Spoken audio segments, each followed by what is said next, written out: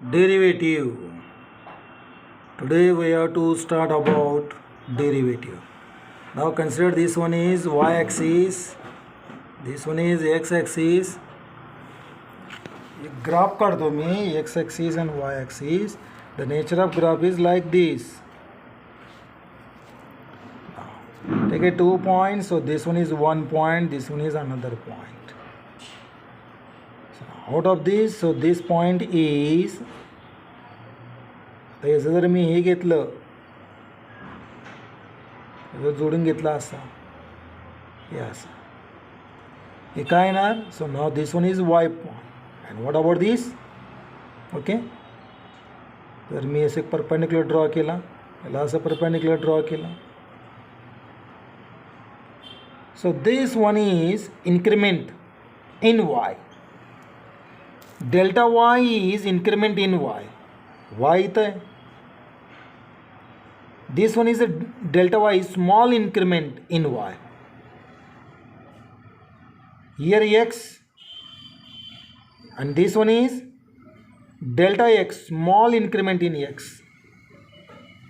अलग लक्षात. Now, when you can take its limit. Limit म्हणजे हा मॅथमॅटिक्समध्ये आहे बरं का, म्हणजे y plus delta y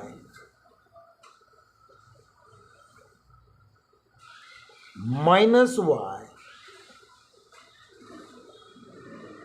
that is what change. किती चेंज झाले? Delta y divided by x plus delta x minus x. यांचं काय घ्यायचं आहे? Take limit as delta x tends to 0. Delta x tends to 0 means x not equal to 0. So this x is going to 0. X is tending to 0.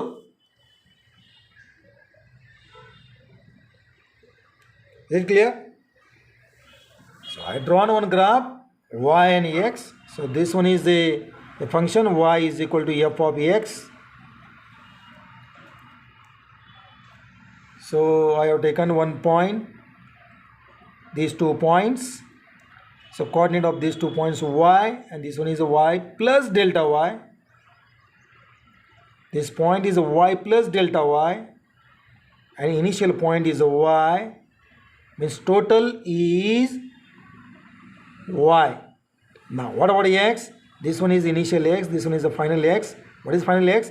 X plus delta x, and here original is x.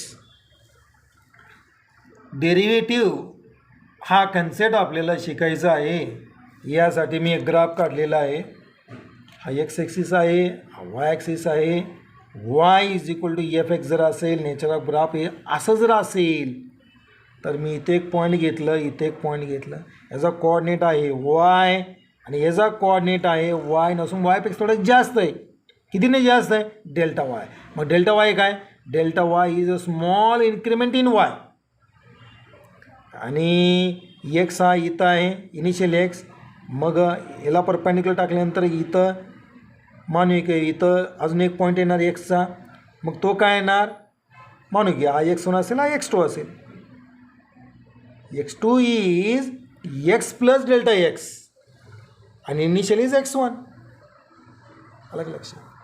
आणि इथं काय? हा y1 आणि हा काय? हा y2.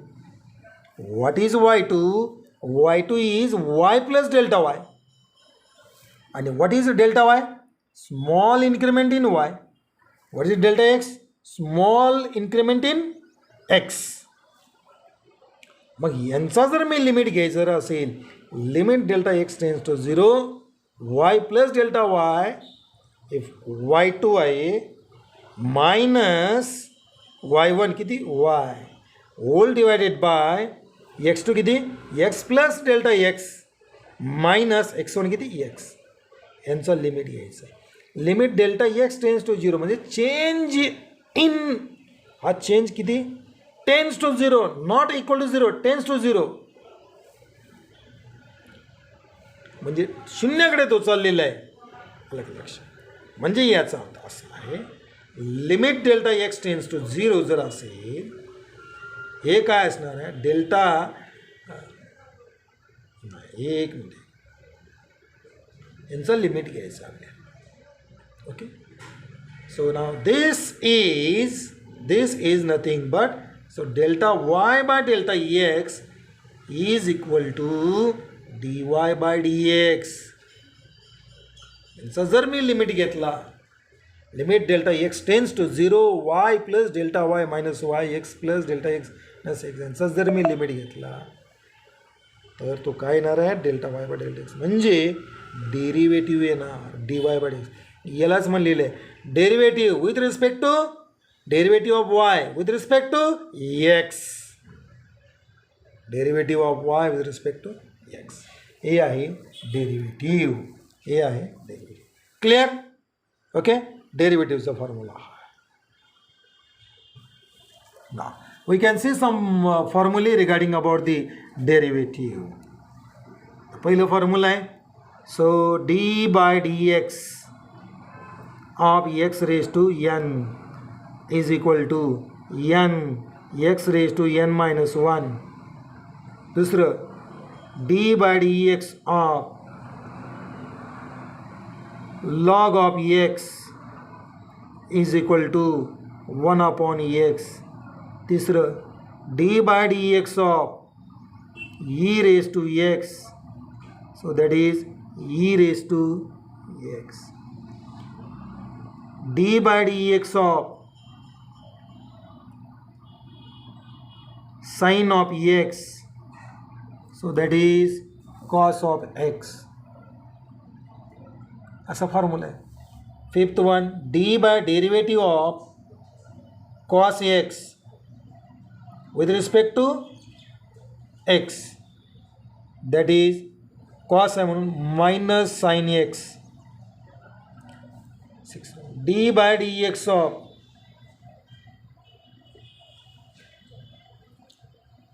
okay, so d by dx of sin x cos x.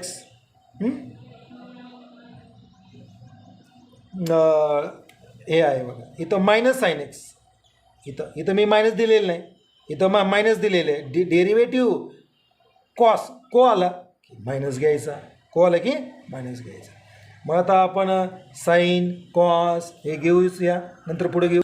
D by d x of tan x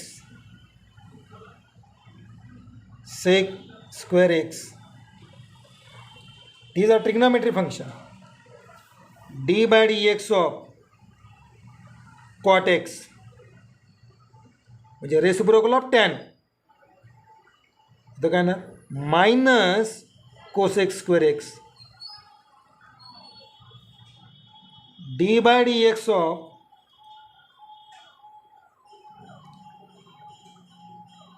sec x, sec x tan x. 9 d by dx of cosec x. Cosec म्हणजे काय माहिती का, 1 upon sine. सेक म्हणजे 1 upon cos. Cot म्हणजे 1 upon tan. आणि sine म्हणजे sine upon cos. Cos म्हणजे कॉसच. Minus cosec x into cot x हा फॉर्म्युला आहे. Okay, so with help of this हे सर्व आपल्याला फिजिक्सला लागणार आहे. उद्या एक एक एक एक एक अलग लक्षात. So now these are the derivative formula. Okay, मग आता आपण एक एक्झाम्पल घेऊया, मग लगेच तुम्हाला समजेल. I will take one example. The first example is x raise to d by d x of x raise to 5. म्हणजे काय ना, इथं एन किती 5 एक्स पहिला फॉर्म्युला आणि एकाने कमी 5 एक्स रेज टू 4. दुसरं घेतो मी d by d x sorry इथं डी बाय डी हां इथं घेतो मी y is equal to x raise to 4 plus x square यांचा डेरिव्हेटिव्ह काढायचा. म्हणजे काय केलं पाहिजे, सॉल्व करू आपण इथं इंडिपेंडंट. हे आता आपल्याला समजलेलं आहे.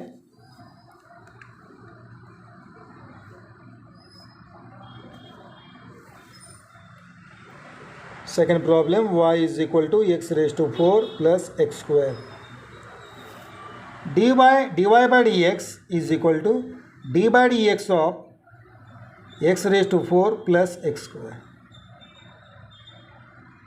dy by dx is equal to d by dx of x raised to 4 plus d by dx of x square. dy by dx is equal to d by dx of x raised to 4 म्हणजे काय ना 4 x एक ने कमी 3 plus d by d x of x square म्हणजे इथं n किती 2 x n minus 1 2 minus 1 that is 1. So this is our answer. Okay so now this one is second one is y is okay y is equal to sin of ax plus cos of bx. y is equal to sin of ax plus cos of bx. Find its derivative. असा जर प्रश्न आला dy by dx is equal to d by dx of square bracket sin of ax plus cos of bx. dy by dx is equal to d by dx of sin ax plus d by dx of cos bx. आता derivative of sine A x किती, sine x माहिती आहे, sine x माहीत नव्हतं काही नाही. Sine x किती cos a x. हे कोइफिशियंट आहे मल्टिप्लाय करून टाका.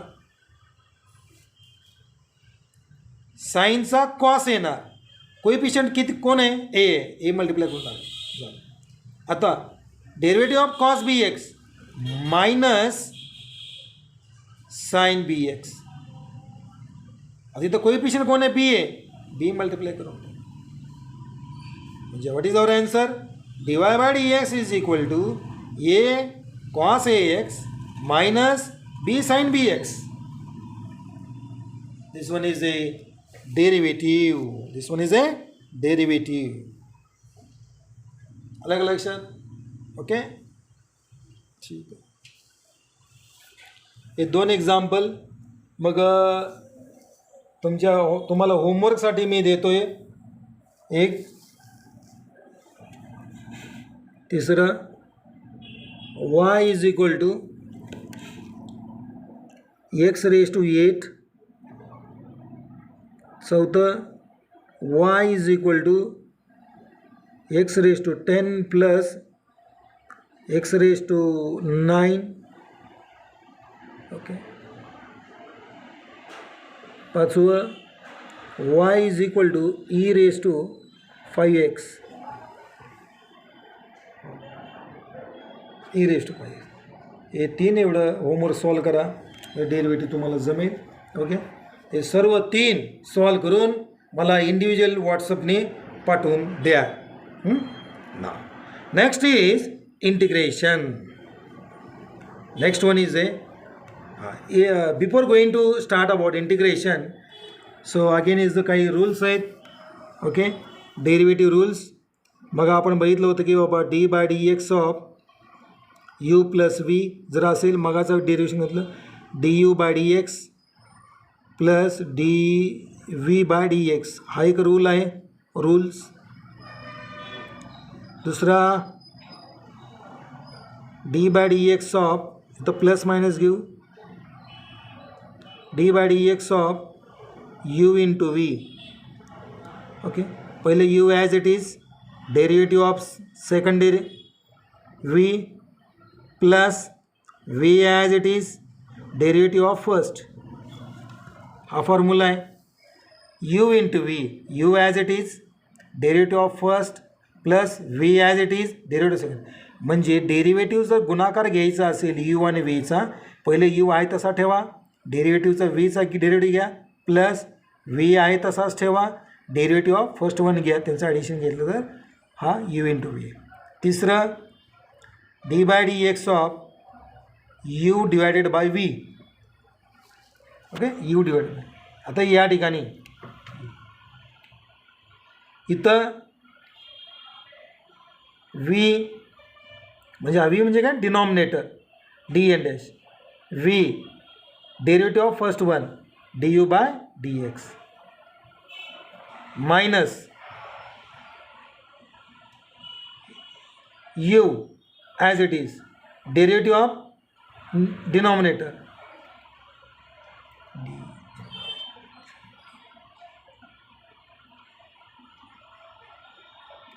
whole divided by, okay, denominator square, that is v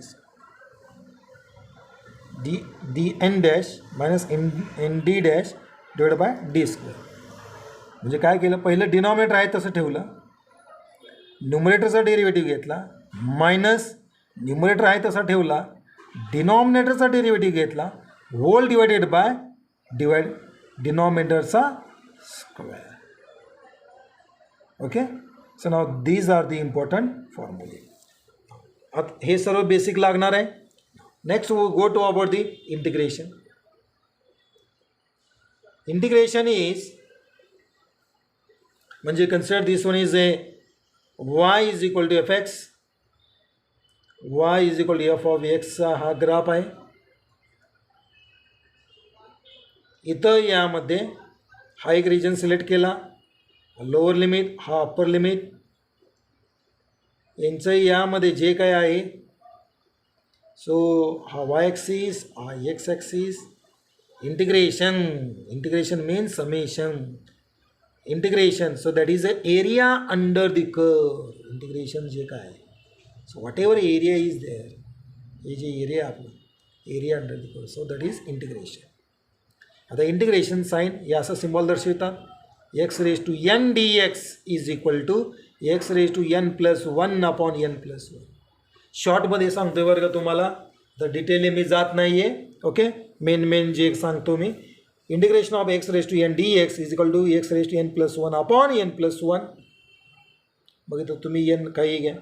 integration of e raise to x d x is equal to integration of e raise to x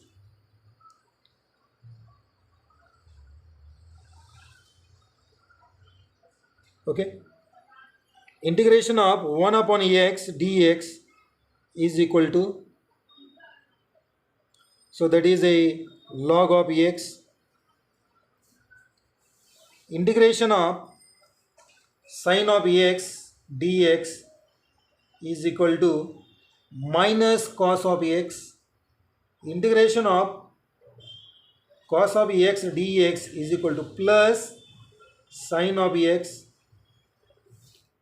okay, हे सर्व अजून काही फॉर्म्युले आहेत, तर एवढं आपल्याला या फिजिक्समध्ये लागणार. आता यापैकी पहिलं आपण एक एक्झाम्पल घेऊया या ठिकाणी, की x raise to n d एक्सचा वगैरे.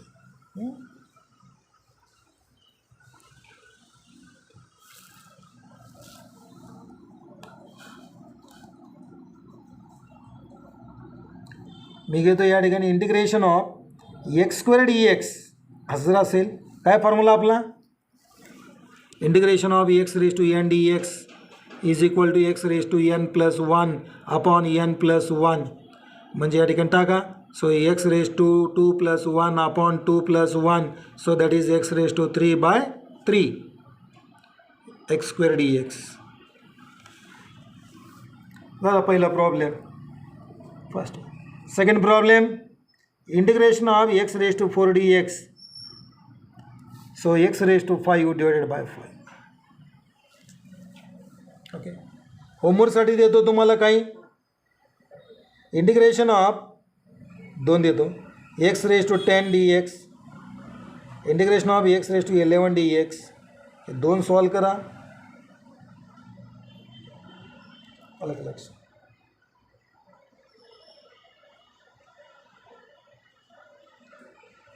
आता यामध्ये अजून एक एक्झाम्पल घेतो इथं मी इथं सॉल्वमध्ये 5/x dx integration is equal to 5 as it is integration of 1/x dx 5 integration of 1/x dx म्हणजे काय log of x 5 log of x समजलं तुम्हाला सर्वांना. विथ कॉन्स्टंट सी येतं बरं का इथं विथ कॉन्स्टंट